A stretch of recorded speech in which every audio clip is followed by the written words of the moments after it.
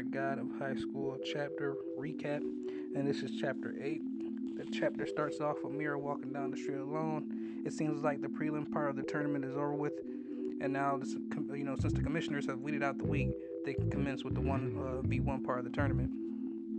And legit, Mira, she's walking down the street. She has this weird look on her face. She's starting to get frustrated because she knows that Daewee and Jin is following her.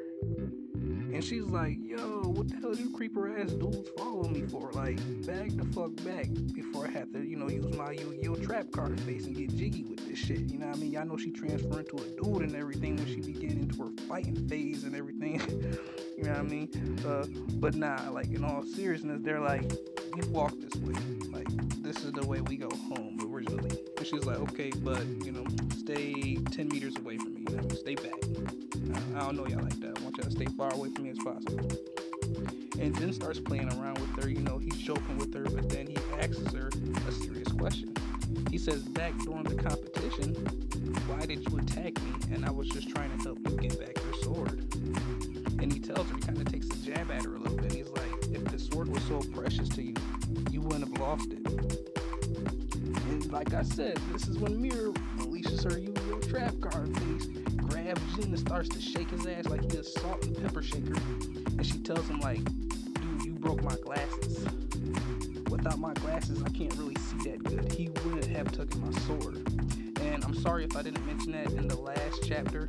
But yeah, Jin broke her glasses. So again, I'm sorry if I didn't mention that. But him understanding that now, he's just joking around with her. And he's just like, hey, watch how you shaking me. Like, my medical, you're going to be paying my medical bills. And she's like, bruh, stop talking about medical. You know that the nurses from the competition healed us all up good. And then we panel to my boy Daewee, and he starts to reminisce about the technology that the nurses used to heal all the disqualified competitors that was competing in the tournament. And he's like, yeah, if that can do that, then it can help out my homeboy. His homeboy that's in the hospital dying. Now, with me saying all that, y'all remember the bike burglar? The dude from a couple of previous chapters before who was trying to rob the old lady? Now, apparently this dude got a big brother. And the big brother got a crew of bikers. And it's funny because he finds all three of them walking. And he's like, hey, I've been trying to catch you guys since chapter 4. Kind of a little shout out gag, trying to make fun of the actual chapter itself. Yeah, he talked about how he's going to avenge his brother for what they did.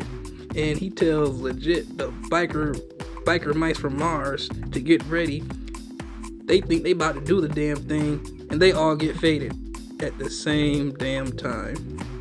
Getting hands, getting feet at the same damn time. Left punch, right kick at the same damn time. You know what I mean? Like, they just got stalled on. It was done. But one of the bikers, legit, he gets up from getting his ass beat.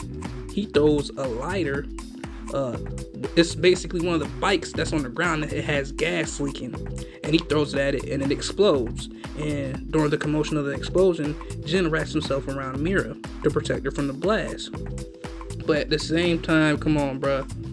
Y'all know what happened. Come on, bruh. He wrapped her to protect her from the blast. When she looks up and he looks down, where's his hand at? Yeah, you already know where his hand is at. Hashtag thank God Jid didn't get hit with the Me Too movement. Because, yeah, his hand was directly on her chest. Feeling on the breast. But my boy was good. Because Mira should know, like, come on, man. Jin ain't like that. He ain't even trying to be that type of dude. But she pushes him off of her.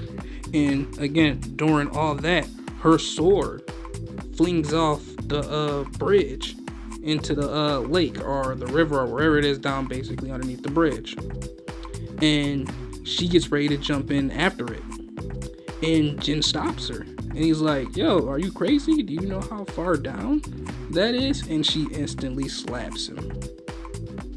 And she's like, get lost. She's blaming him for losing her sword, basically. Jin gives her a little jab after she slaps him, though. And he's like, again, if you cared about your sword, it wouldn't have gotten lost this time either. And he proceeds to walk away. Daewee at this moment is like, yo, do you see his back? Do you notice that he's covering his back with his jacket? Look at the wound that's on his back. He got that from protecting you. And she tells him to bug off too, but at the same time, you can kind of, she gets what he means. Like, she gets like you shouldn't have treated him like that.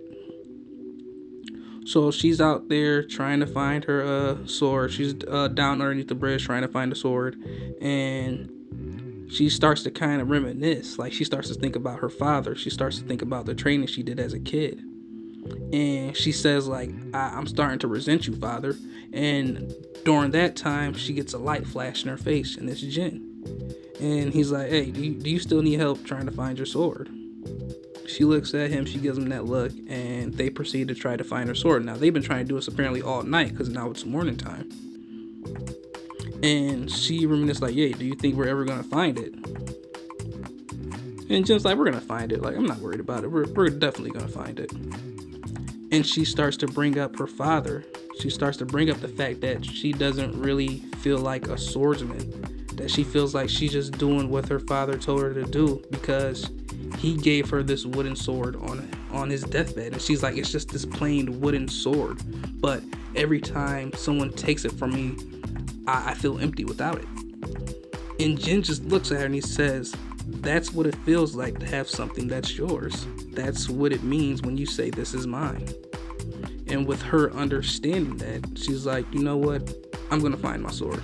I'm going to find this sword. I'm going to dedicate myself to restore it my father's or my family's swordsman style, the gangman, I think it's gangman wolf fighting style if I'm correct, or swordsman style.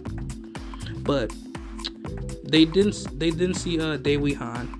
He has the biker crew from earlier, and he's like, hey, I brought these guys along. They said they wouldn't mind helping you search for your sword, even though they do mind. Like, they literally say, like, bro, you came all the way to our hideout, whooped our ass, and told us to come and search for this shit. Like, fuck out of here. We want to help with this bullshit. Get out of here.